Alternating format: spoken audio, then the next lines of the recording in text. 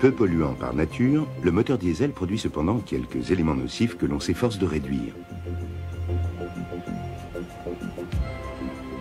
À haute température, l'azote se combine à l'oxygène pour former des oxydes d'azote, NOx. On trouve également quelques traces d'hydrocarbures à brûler, HC, de monoxyde de carbone, CO et des suies.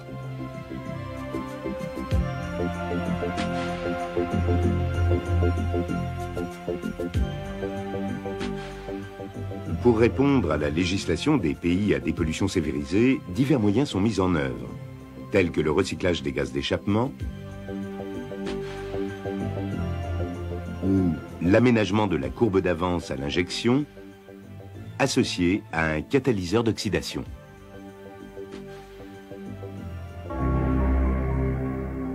Le moteur XUD 11ATE-Y est doté d'un dispositif de recyclage des gaz d'échappement piloté électroniquement, appelé EGR, Exhaust Gas Recycling. Le GR comprend un calculateur électronique, un capteur de régime, un potentiomètre de charge moteur, un contacteur altimétrique, un thermocontact de température moteur, une vanne de recyclage, un connecteur test EGR, une électrovanne proportionnelle, une pompe à vide et son relais d'alimentation. Le contour est commandé par le calculateur EGR. Le calculateur électronique va moduler le recyclage d'une partie des gaz d'échappement dans la tubulure d'admission en fonction de plusieurs paramètres interdépendants. Premier paramètre, la température du moteur. Le thermocontact autorise le recyclage au-dessus de 48 degrés Celsius. Deuxième paramètre, le régime du moteur et sa charge. Grâce aux indications données par le capteur de régime et le potentiomètre de charge, le recyclage est presque nul au ralenti, il augmente au régime moyen et il cesse totalement au-dessus de 2770 tours minute.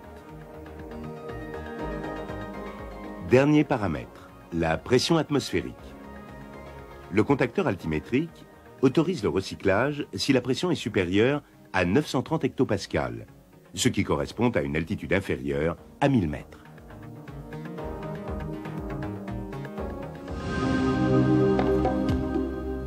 Lorsqu'on met le contact, le relais alimente la pompe à vide. L'aspiration de la pompe est reliée à l'entrée de l'électrovanne proportionnelle. Au repos, l'électrovanne permet la mise à l'air libre de la pompe à vide et de la vanne EGR.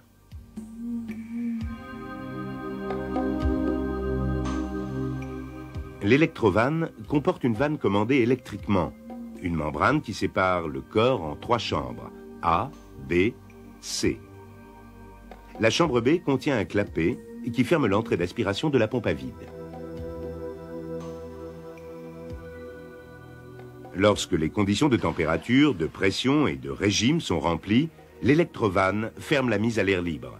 La dépression s'établit. La membrane se déplace. Le clapet ferme la mise à l'air libre et libère le passage de la dépression vers la vanne EGR qui s'ouvre. Cette ouverture est modulaire et proportionnelle aux paramètres de régime et de charge. La quantité de gaz recyclé ne peut en tout cas dépasser 42%.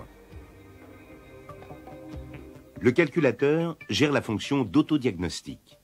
Il mémorise les défauts enregistrés tant que le contact n'est pas coupé. En cas d'anomalie électrique sur le capteur de vitesse, sur le potentiomètre de charge ou sur l'électrovanne proportionnelle, le calculateur interrompt le recyclage.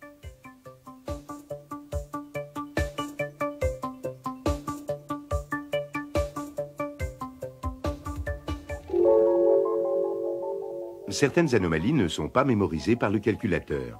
Ce sont des pannes mécaniques qui peuvent affecter soit l'ensemble moteur, compression, injecteur, soit le circuit EGR.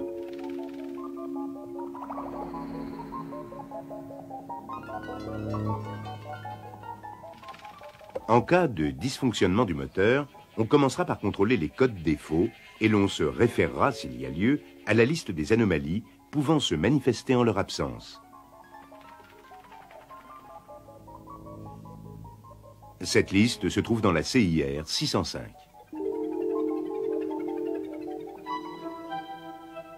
Un dispositif EGR de conception un peu différente équipe le moteur XUD9Y.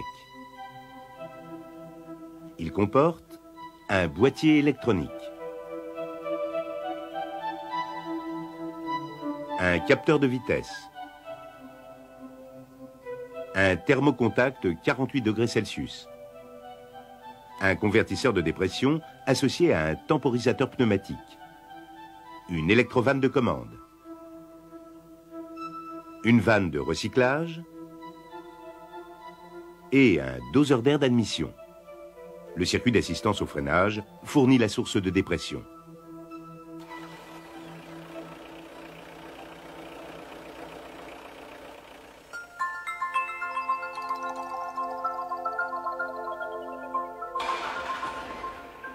Le boîtier électronique gère le fonctionnement de l'électrovanne de commande.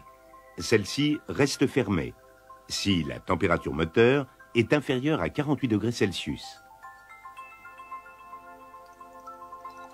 Si le régime moteur transmis par le capteur de vitesse est supérieur à 3100 tours minute ou inférieur à 1500 tours minute. En dehors de ces plages, l'électrovanne ouvre le circuit de dépression vers la vanne EGR.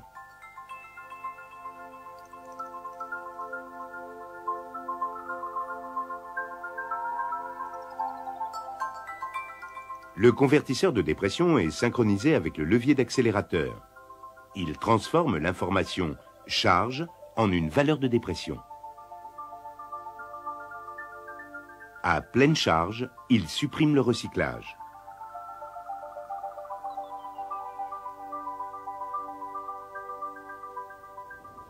La même dépression commande le doseur d'air d'admission. Ce dernier, placé sur la tubulure d'admission, comporte un papillon. En se refermant lorsque le moteur est soumis à une faible charge, le papillon du doseur crée une dépression qui facilite le recyclage des gaz d'échappement. Les méthodes de contrôle, intervention, réglage de ce dispositif sont contenues dans l'infoservice 23, année modèle 88.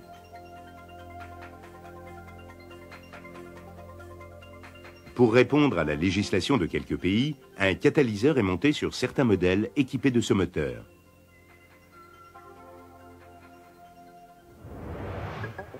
Un dispositif de réduction des NOx, utilisant des moyens totalement différents, équipe le moteur XUD7TEY destiné à certains pays. La pompe d'injection est conçue pour donner la courbe d'avance la plus faible possible, tout en assurant un rendement correct.